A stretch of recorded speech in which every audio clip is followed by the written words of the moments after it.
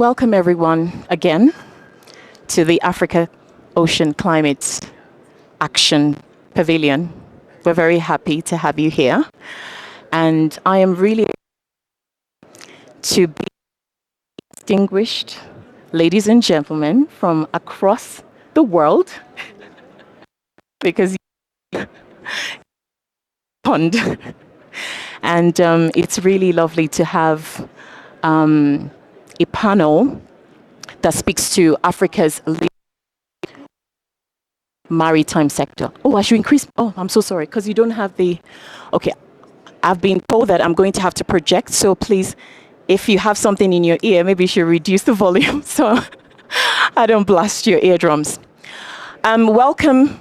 Is that better? Welcome again to Africa Ocean Climate Solutions Pavilion. We're very happy to be here. I am especially happy to be here and to be in the midst of distinguished ladies and gentlemen. Today we're going to just bear with us 1 second. Is it okay now? Yes. Okay. Hello, can you hear me now? Wonderful. Okay. Oh, that's why you had those looks on your faces. I was trying to decipher. Okay, so should I start again? Okay, all right. So continuation. Here, seated on the panel, are distinguished ladies and gentlemen from across Africa, Nigeria, Ghana, Kenya, Namibia, and then we have a champion of Africa climate solution as well. So you and maybe today, you're an African. Wonderful. As we all know, I think most of us in this room know about the International Maritime Organization negotiation ongoing. If you don't, I'll give a little bit of a backdrop. For the past 2 years, I have busied myself. Oh my God. Okay. No. Don't need that. Oh, you do not? I don't. Okay, sorry. We have, except you want his out. I don't need. Okay. I'm just doing an opening sorry. remark. It's okay. All right. Sorry about that protocol. Just trying to get everything right. So for the past 2 years or more, maybe 2+ years, I have busied myself in trying to develop evidence-based data to support Africa at the International Maritime Organization. For those that don't know the International Maritime Organization, it's a United Nations specialized agency that oversees the safety and security of ships. There is a particular convention, an instrument called MARPOL that focuses on reducing pollution from ships. And shortly after the Paris Agreement, a few years back, the IMO made a bold move to focus on how do we reduce greenhouse gas emissions from ships. And this is how the trajectory, for the past 10 years, there's been a trajectory towards reducing greenhouse gas emissions by negotiations first, to develop a new Chapter 5, which today has been approved, and it is popularly now known as Net Zero Framework. Now, in my experience, Africa's participation in this very influential negotiation has not reflected the numbers that we have in the IMO. IMO consists of 176 member states, and Africa constitutes about 42 to 44 member states in the IMO. You would expect that Africa will be buzzing in that environment. However, it's not that African negotiators don't want to speak. I think the challenge in that space is what will drive their discussion. And with being there for a few years now, I've gathered enough information to tell you that this discussion is extremely technical. Without data technical analysis, and we're talking models, techno-economic work, which you normally will go to a university to do, or people that are researchers, it will be difficult for the most brilliant policymaker to actually make sense of how to make that place buzz. And so we started the work, popularly now known as LEAP, the LEAP project, and it's become a series of projects because it has phases. The first phase that we did was to try and develop baseline data and a general understanding of how Africa needs to the discussions. And fast forward to today, and I'm happy to tell you that the first phase was done successfully, and we've begun to hear more from Africa. And, you know, every time I look at Numbo, I get very, very excited. And he's seated here. He's the technical negotiator for Ghana. He really excites me because he participated in this project from start to finish. I'm happy to tell you that Ghana was actually the first country that finished their emissions inventory when we started. They finished in less than a month. And, you know, I say I get excited. I get excited because I could see the transformation in the room because he now was armed with information to be able to speak on behalf of Ghana. And I always have this picture in my mind that how about if we just replicated that across the 44 member states? Oh my God, that environment will be buzzing. And so I have hope because that has also started happening in Namibia. That pretty lady over there, she's a PhD in transport economics. She held the pen and did one of our analyses. And I'm happy to say that there are many people that go to that report to try and understand the impacts of the GHG emissions reduction strategy at the IMO in Africa. But what have we learned? As we start the phase 2 of the LEAP project, we've learned Africa is very rich in renewable energy resources. That's a given. And some statistics are putting this at 45%. That is massive. That's one. But on the other hand, if we leave things as they are in Africa, without intention, without strategy, without action, Africa would actually regress rather than progress economically. Don't take my word for it. Find out the UNCTAD Comprehensive Impact Assessment, which the IMO charged UNCTAD to do. It shows that the most impacted countries and continent is Africa. If that is the case, the third thing that occurred to us was this shipping decarbonization or GHG emissions reduction from ships is going to be extremely expensive if we're going to fund that transition. Very expensive, and we're talking, you know, billions. We need to rethink how we reduce emissions as far as Africa is concerned. So I gave you a data at first, about 45% of the renewable energy in Africa, the potential. If that is the case, we need to think about the broad energy sector in Africa and see how we can scale that in a way that drives change, not only in the maritime or ship, but across the entire continent. And that brings me to the panel.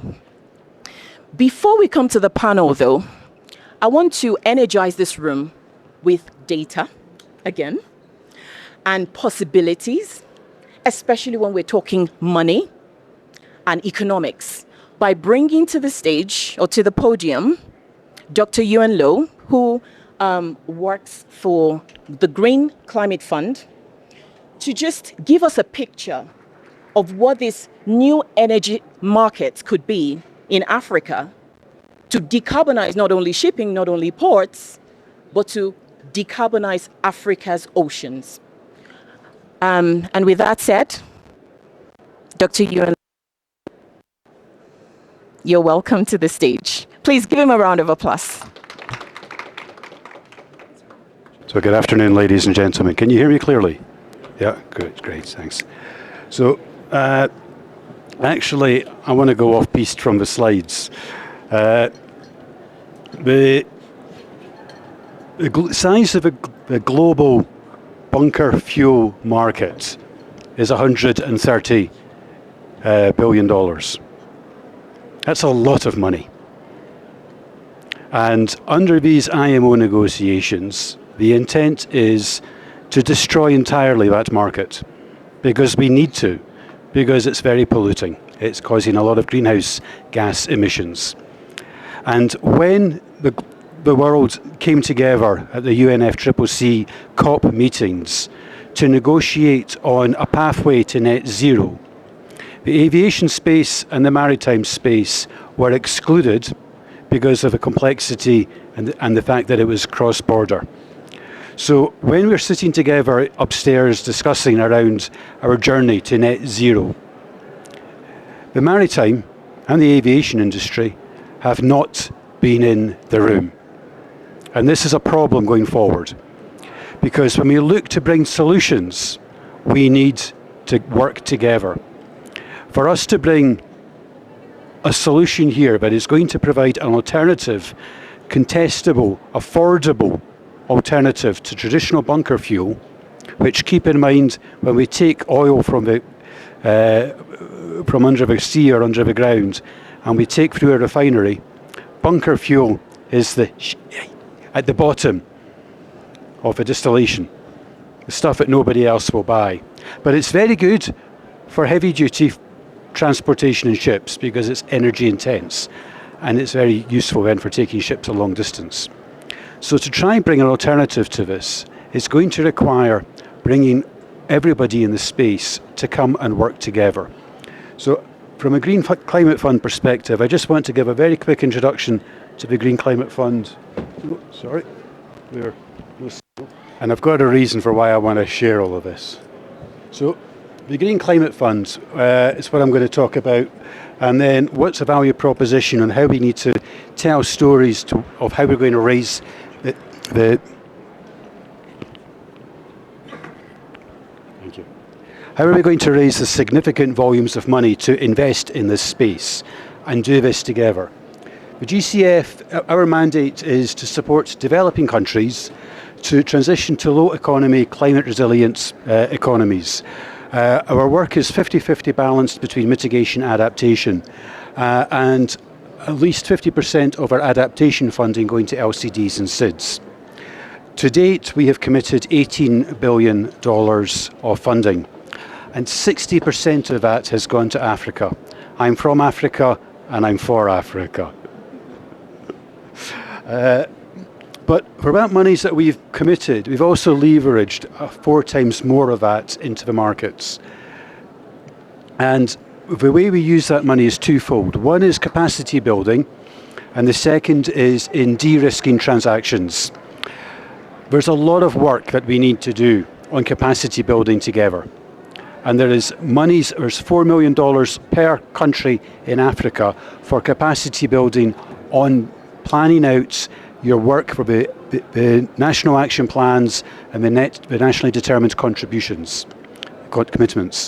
So that money can be tapped into by the shipping industry and the maritime space to look at how do we start to capacitate for the net zero journey.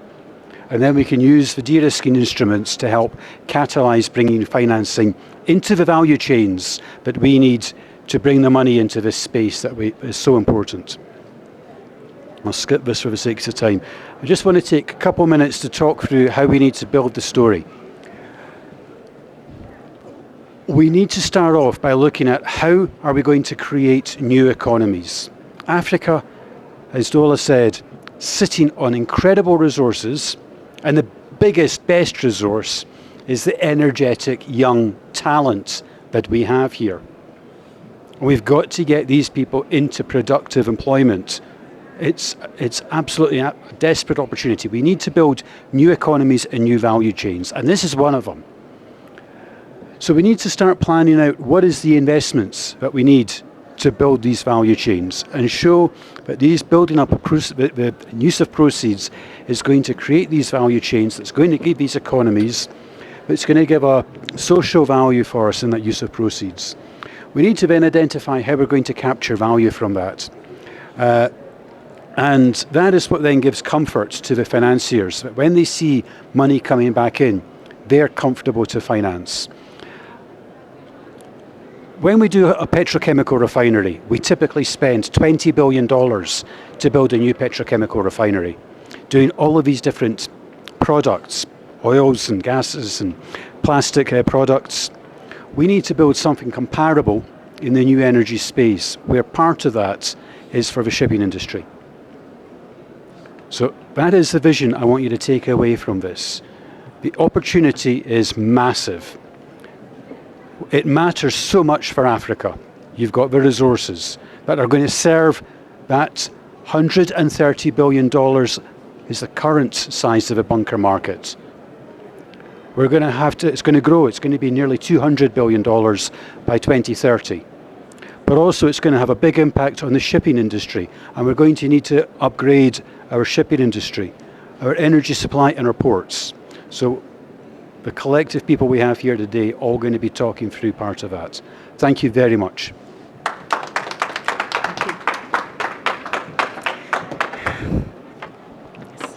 Thank you so much for that, Ewan.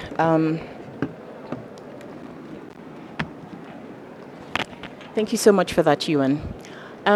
Just as I reflect, and we've had conversations before now, it just keeps occurring to me over and over that the projected amount of money that the net zero framework will produce is, we've modeled it between 10 to 15 billion dollars annually. And he's just given a stat about what it takes to build an oil refinery or oil assets, and that's 20. By the way, the 10 to 15 billion I mentioned is an amount that's just projected. We don't know if it's going to happen. And developing countries are going to be fighting for it. And that is why rethinking how we approach this energy transition must engage our minds, and we must be strategic about it. And so I'll just do a quick introduction of the people on the panel, because I think you need to understand where they're coming from. Madam Fumi Folorunsho is the Secretary General of the African Shipowners Association. She has a mandate, she has a responsibility to her people. And this is the private sector. She's a legal practitioner with 40 years of experience in the maritime industry. And she's currently the Secretary General, as I mentioned, and has members in 30 African countries. So with a law degree and everything within the shipping law and maritime studies, her extensive career involves roles as a former assistant legal advisor in the Ministry of Transport and a former Nigerian registrar of ships. So I can go on and on and on, but you are looking at a seasoned professional here that understands the challenges, and it's something she's been battling with for years. And here we are today. Now, I will skip Ewan and move to Ambassador Nancy.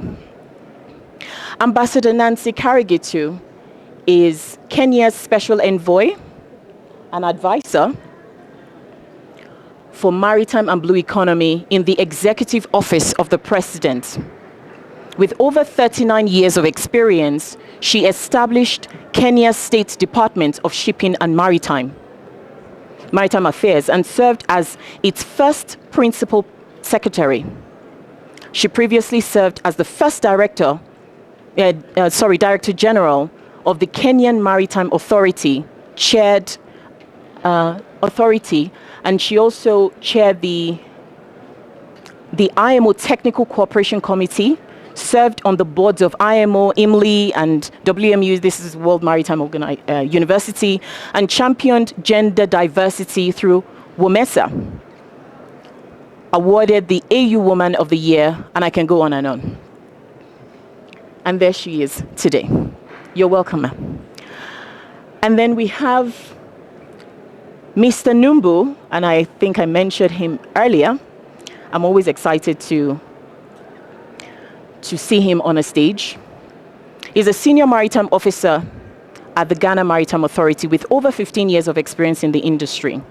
He leads the development of Ghana's National Action Plan for Shipping Decarbonization and is the National Support Officer for the Green Shipping Corridors Pre-Feasibility Study in Ghana and the technical lead of Ghana's delegation for GHG negotiations at the IMO.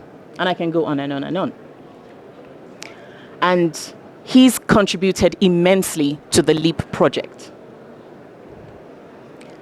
And last but definitely not the least is somebody that has become quite dear to me and like my sister is Dr. Helvi Petrus. She's a transport economist and senior lecturer at the Namibia University of Science and Technology. And she has provided strategic consultancy and technical assistance on transport initiatives to authorities across Africa. And as a transportation commissioner in Namibia, Dr. Petrus is instrumental in shaping Namibia's transport policy and strategies to support a sustainable system across modes. And I can go on and on. And she has a PhD in transport economics, and she was one of our researchers as well on the LEAP project. Please, can you just give them a round of applause? So when you're surrounded by, brilliance and intelligence and knowledge and experience, I'm like, I hope I have the right questions here. So I'm going to pose this first question to Numbu and Helvi. And the reason I'm posing this is there is a governmental sort of mix between how do we do policy right to create an enabling environment for the private sector. So there is another statistics that you will hear as I present this question. Africa has fragmented ratification of MARPOL Annex 6. There are only 18 countries in Africa that has ratified this consequential negotiation at the IMO as we speak. If you do the calculation, 18 out of 54 countries, that is not even half. And if we focus on the member states in the IMO, it's also not half. So with that in mind, how can governments practically harmonize its members' commitments so that Africa negotiates as one bloc at the IMO? How do we move from just sitting down and listening, knowing that we don't even have a vote in some countries, to being able to actually strategically inform policy making that reflects the Africa side? Over to you. Ladies first. Sorry, it's Jen first.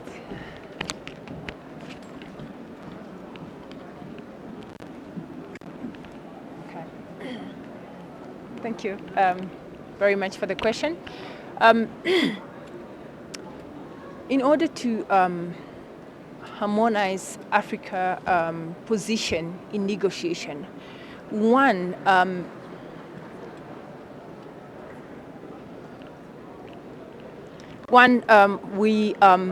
need to acknowledge the international policy that is put in place for us to domesticate in our nations. So that enable us as nation to actually domesticate the international law at our level. I'm happy to share that I was instrumental at the national level to actually ensure that our national policy is aligned with that of the international policy. And one of the aspects that we took as a country, what we did is to align the national determined contribution to our transportation policy. Because, if we are saying we need to decarbonize the transportation sector, we need to ensure that the national determined contribution and the transportation sector speak the same, or they are at par, and that also touched to the maritime sector, which need to be aligned to the international policy that are put under the umbrella of the International Maritime Organization. And so, and at the African level, we also have policies, we have strategy that are put in place to house Africa in a manner that we need to harmonize our national policy and speak as one continent. With those instruments under the African Union, we are made, our voice is strengthened to speak as one continent. And yeah, that's what I can touch to. Thank you very much. That was quite insightful, talking about harmonizing policy. So I will also start with the national level, and apart from the policy level, we need to ensure that there's synergies, among stakeholders. First, we need to understand what is at stake, like what are we negotiating at the international level, and by that we need to ensure that all the players, because when we are talking about shipping decarbonization, it cuts across various sectors. We have the energy, we have the ships, we have the fuels. So we need to ensure that, and we have the regulatory bodies, which is government. So we need to ensure that all these actors are connected, and that we have, at the national level, there's that common goal.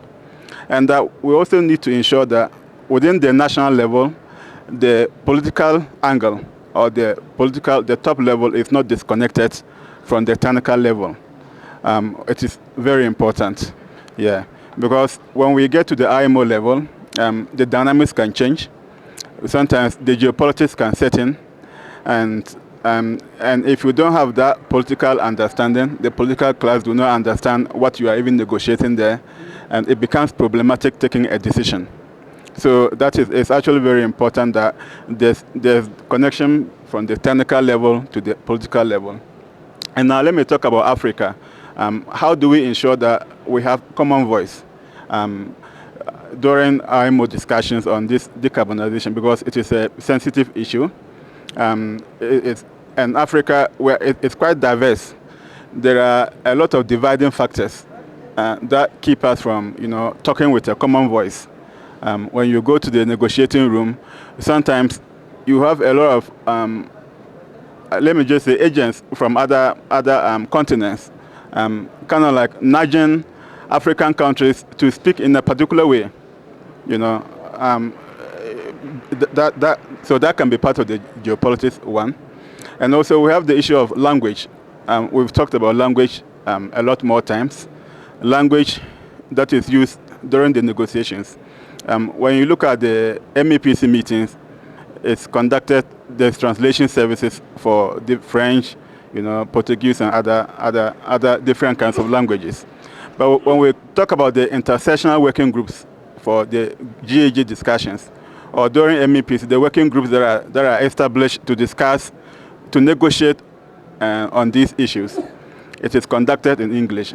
And if you know Africa very well, we have the Francophone side, largely Francophone side, we have the Anglophone side. So that is quite problematic, because if you do not understand what is being negotiated, you cannot really, air out protect your interests and put across what you really want. So this is where we have regional bodies like MOCA, the Maritime Organization for Central and West Africa, and MOISNA, the Eastern African counterpart, and also the African Union. This is where we need much of their effort, similar to other continents like the European Union Commission. So they need to act first in terms of bridging these gaps, bridging these differences. There are a lot more common areas that we can collaborate as Africa. We can have one voice on, but there are just some minor issues that when it comes to geopolitics, it may be difficult to have a common voice. But it's better to emphasize on the commonalities. That is where we can really make an impact. So first, these regional bodies need to ensure that there's that awareness creation. I was very happy that in Senegal, Dakar, that was in August, a regional workshop was organized by partner and other organizations to create awareness about the ongoing negotiations over there. And it actually brought together the largely Francophone and Anglophone countries together.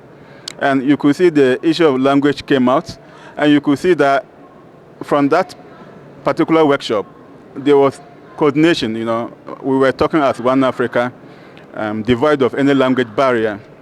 So if similar programs are organized and spearheaded by these regional bodies who act as the arbiters, we will make progress in our negotiations. And lastly, these regional bodies need to act as the whip during the negotiations to ensure that anytime there are differences, they come in to bridge, you know, to bring an enclosure so that we have that common voice. Thank you.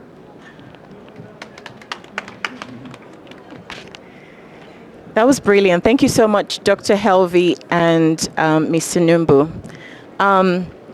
And what I heard from that is harmonization of existing policies, right from the national level, then we build it to the regional level, and then we build it to the continental level. Now, one of the things we know, though, is that whilst you can make policies from now till tomorrow, the private sector are the ones that need to drive this change. Governments don't do massive investments. We heard from a previous panel, governments have limited budgets. And so that brings me to Madam Fumi. She's here from our perspective and the reality of Africa. She's representing the private sector within this discussion that we're having. Because how do you decarbonize ships without involving the ship owners, right? Okay, so African ship owners face various issues, including, but not limited to, high capital costs. We've also done this study within our group, and Africa's cost of capital is more than double the rest of the world, especially the global north. So if they're facing this level of capital costs for fleet maintenance and development, what specific areas, Madam Fumi, could realistically lower risk and cost for African ship owners to comply with the IMO's net zero framework?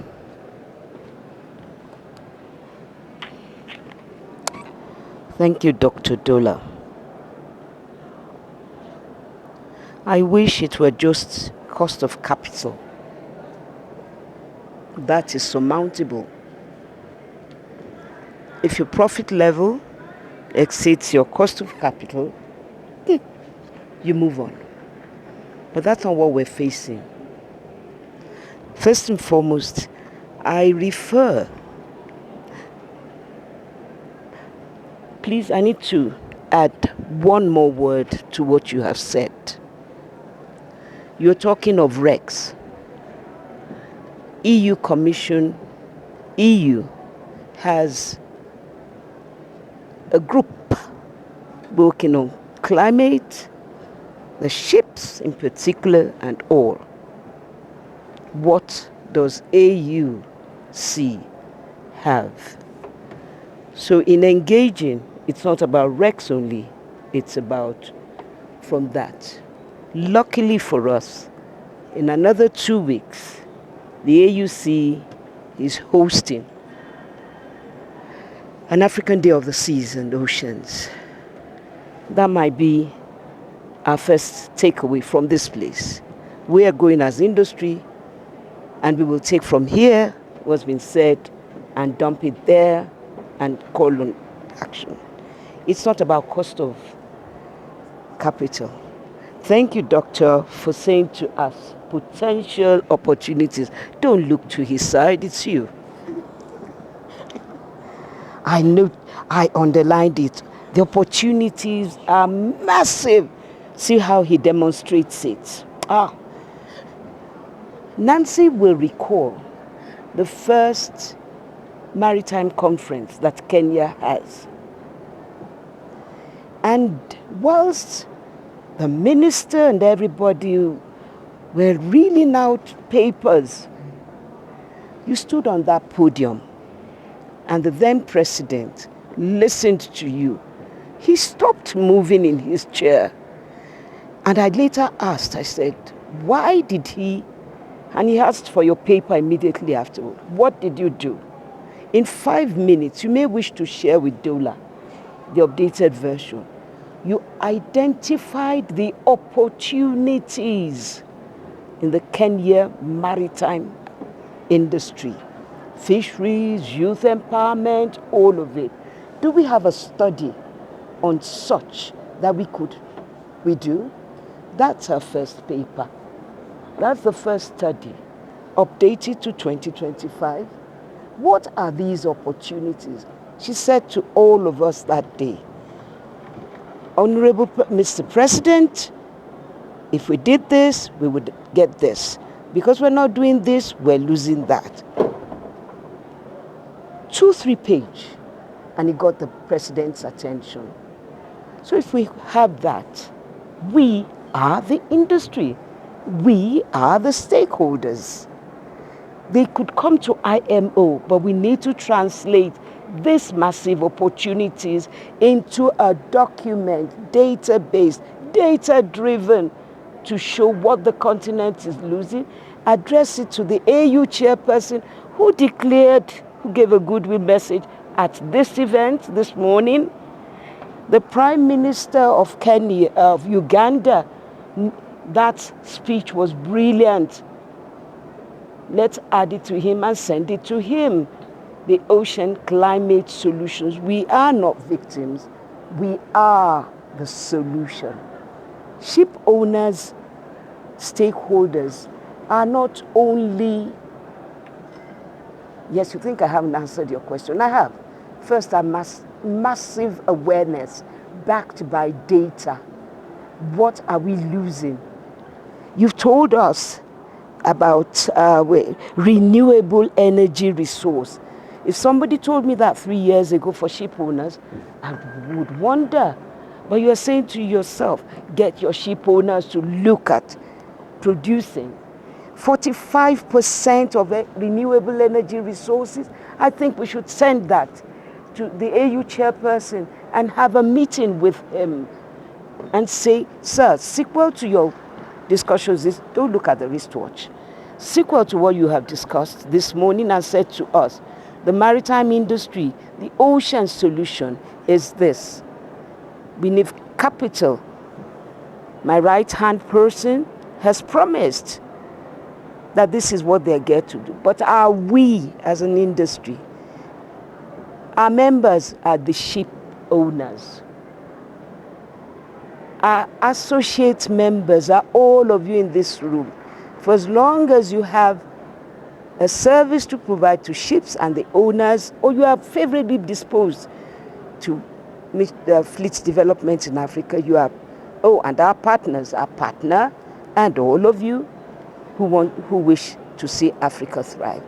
The solutions is a singular approach. Whilst he's negotiating at the IMO, we should be there. Who's going to say the Greek ship owners are here? European ship owners are here. Where are the African ship owners? On a final note, I need to bring this to your attention. The International Chamber of Shipping has just one African country as its member, Liberia. What does that tell you? We're neither sitting in IMO, we're not sitting in the International Chamber of Shipping. It's not about what would we do, what do we need to get. Nah, if you told us what we're losing and benefiting.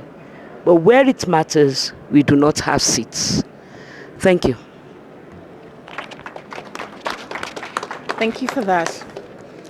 And I need to echo what she said last. Thank you so much for that. Where it matters, African ship owners do not have seats.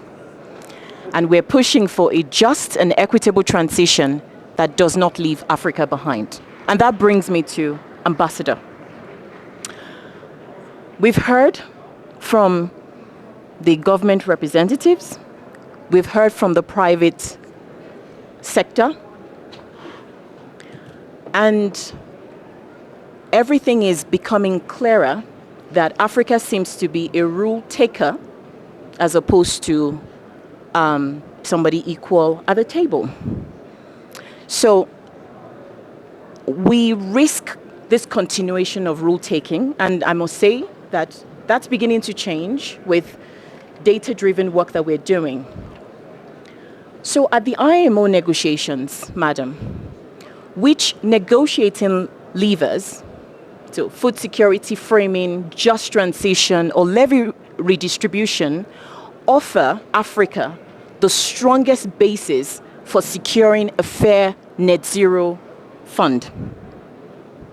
And how should African states coordinate this? We've talked a little bit about the coordination, but you are actually very versed in the IMO. So, and you know that environment, you've been there for years. How do we square this circle and amplify Africa's voice even more? Thank you. Thank you very much. Can you hear me? Am I too loud in your ears? Okay, I want to thank my fellow panelists who've spoken before me for setting the stage for what I'm about to say and for giving us very, illuminating information. Yes, Africa must take action to shape the agenda at IMO, to shape the negotiations. We must have a strategy because if we don't do that, we will end up, like she has said, being rule takers because the world is going to move on anyway. It's like a football team arriving at a match late to find that the other team has already written the rules, even decided on the referee, and almost even decided on the score. But you must play as that team. So unless we come up with a strong strategy to join the negotiations now, which increasingly now are going to be about the levy and about the distribution, we are going to be left really far behind. And I want to say that the three issues you've mentioned, madam, I can't think of any one single one that will get us to the score. Just and equitable transition, IMO has already pronounced itself. Leave no one behind. So that must be one of our strongest pillars of negotiation because, we've pronounced ourselves and we can't afford to leave Africa behind. When you come to the levy, the distribution, it's not a token. We're not looking for a token as Africa because the rules as they are will stall our development. We've heard from UN. We can't afford that. So we must fight for our share. Why? It's going to set us back. There are things we need to do. We need capacity building. We've had even awareness is an issue. Then we need the technical experts. How are we going to reproduce 44 Numbus and Dr. Helvi if we don't have the money to do it? So we must stand firm on getting our share of the levy redistribution. And it's not just getting the share because we are not even sure that levy is going to be enough.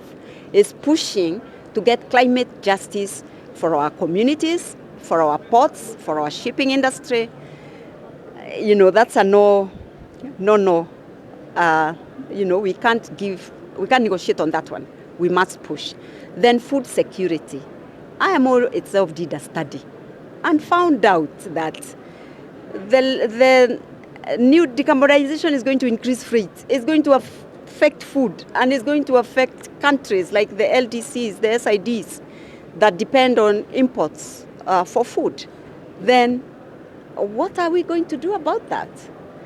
We're going to leave to be inhumane and leave people hungry, affect global stability. So the three pillars are very, very important for us, and we cannot, give up on any of them. But then, how do we do it? We've realized we need technical expertise. We must have people who enter into that room with the knowledge, with the facts, and they can argue, empirically, with empirical evidence that this is what is happening. And therefore, and also experts, but not just one kind of experts. So far, with my long experience in IMO, we don't take on everybody. We go with half technical expertise in this one, but not expertise in another one. So before we go to IMO, at the national level, we must canvass all the stakeholders, including those parliamentarians, all the experts in legal frameworks, governance, climate justice, the environment, the energy. We must have one position, even if it is the job of one sector to go into IMO, because like we've heard, the maritime sector or the blue economy straddles very many different areas. We did an analysis in our government structure ourselves, and we found that maritime policies will reside in not less than 19 different state, functions. How do you harness, the technical expertise in those state, departments and carry it with you into IMO? So that one, technical expertise harnessed nationally, but then at global level, within the continent, how do we do it? We need a body. We need an institution. We have something like that in UNFCCC. Why can't we have the same institution empowered within African Union, harnessing what the RECs have, and work as one into IMO? But then we have to make sure that those people are trained. When we talk of the levy, we also need to train in readiness, we need to train our workers, the seafarers, the port workers. The safety of the fossil fuels came at a price. You remember the Exxon Valdez. Can we afford that now with the new fuels? We cannot. We need people trained in the production, in the storage, in the transport of that, the new fuels, and best of all in the refueling. Port workers need to know the flash points of the new fuels. They need to know the disaster, to be ready for there's so much training to do. And we therefore must go in as one. Now, before I finish, I want to touch on what Funmi said, that we did a conference in Kenya. That was in 2015, February. We did a conference because we found that the gap was so wide between us as the administration, maritime, and the rest of the populace, and particularly the ministries I've mentioned. And because it had been business as usual for the longest time, bringing them on board was proving to be very, very serious, very, very hard. So we determined we'll do a conference and arrange it in a way, guess what? The president will be there himself. We needed him in the room to listen. And therefore, IMO was very kind to agree to send the SG himself. When the SG comes into the country, he's not your ordinary person. The president will be there. But if he had sent the head of technical cooperation, what would have happened? Would have had a talk shop. So we knew the president needed to hear, and he sat there. Of course, maybe he thought it was just any other conference until the figures started coming. And we were telling him, Mr. President, not long ago you came to the port and celebrated, throughput, how now the port has done so well. But let's break it down for you. How much did it cost your economy? 1, 2, 3. He's like, what? Then you're telling him, we have a study from the Commonwealth Secretariat on Fisheries. This is how much potential you have, but you only got this. Anyway, tone at the top works very hard. As we are spreading awareness, we need to be also aware that we need tone at for the top political persons to hear and take necessary action. Thank you. Sorry. Thank you very much. Right. We have talked a lot about what needs to happen to bring the voice together. We've talked about the gaps. We've talked about the potential common position that we can take and the actors within that space. But we do recognize as well that the IMO fund is limited. And we need to think about Africa broadly. I've heard a lot, and I'm thinking to myself, how do we square this circle? And that brings me, finally, to Dr. Yuan Lo, to give us, in a very short sort of framing, how can Africa tap into climate finance that expands beyond this limited $10 to $15 billion that a lot of people will be fighting for, so that we can protect Africa's resources, industrialize, and begin to reshape Africa's energy sector. Thank you. Thank you, Dr. Dola. So I think I first of all want to just echo what Madam Funmi and the Ambassador have just said about understanding, first of all, business as usual is not going to be tenable, and we need to quantify that. This is going to matter for all your economies. We're aspiring to the Africa Free Trade Agreement, and through the Africa Free Trade Agreement to have economic corridors, bringing money back into communities and resources and commodities and products out to the global markets. But we have trade wars that are causing absolutely powerful crosswinds. The European Union is introducing the Carbon Border Adjustment Mechanism, where we will be counting the carbon content, Scope 1, Scope 2, Scope 3, of products imported to the European Union. And then as we start to look at the cost of logistics, it's going to be significantly higher as we introduce the IMO Net Zero framework. This penalises Africa again and again and again, and undermines the aspiration to deliver on the Africa Free Trade Agreement. We need to quantify and to talk directly to the presidents and say, this is a cost of doing business as usual. This is not tenable. But then to build out that picture that's been described of what that new narrative, of what is that new economic value chains likely to look like. And take that as not just one country, but as regional groupings into international trade discussions. You see Trump flying around the world making big trade deals. That's been normal business long before he came.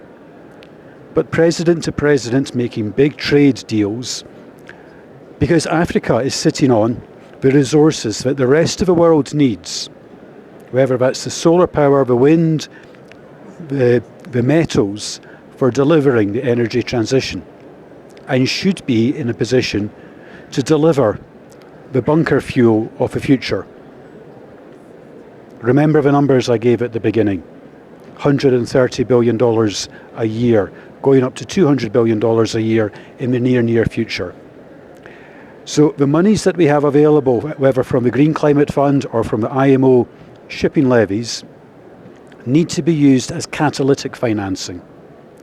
But we need that catalytic financing, as the Ambassador has said, here in Africa, not investing that into value chains in the Europe or America or China, because that's also not going to be the best value for the world.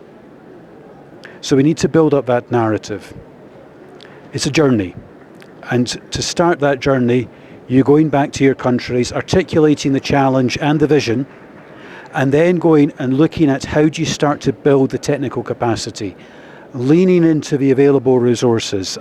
I refer back to what I showed earlier. We have resources available for capacity building, to group together as countries, as a grouping of countries, and look to use that capacity building to help bring a strong narrative, then to be able to go back to the IMO. I was in the IMO negotiations back in February. This guy was being a champion for Africa, and a few other countries were really championing Africa. But there was an awful silence by most of the other African countries. And the rest of the regions, they've got it together. They know what they want, and they're shouting hard. Let's not let Africa get left behind. Let's jump ahead and actually have Africa leading, because we need to lead, not just for your own economies, but for the global economy and globally to deliver the net zero journey. It really, really matters. Thank you.